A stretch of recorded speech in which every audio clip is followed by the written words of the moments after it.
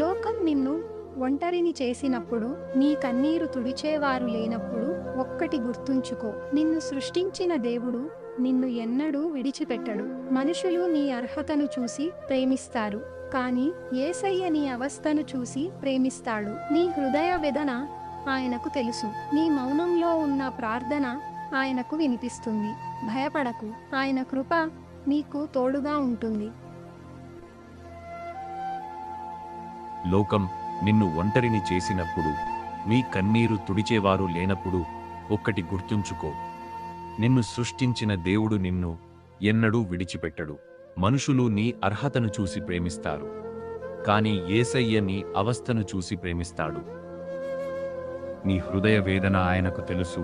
నీ మౌనంలో ఉన్న ప్రార్థన ఆయనకు వినిపిస్తుంది. భయపడకు, ఆయన కృప నీకు తోడుగా ఉంటుంది.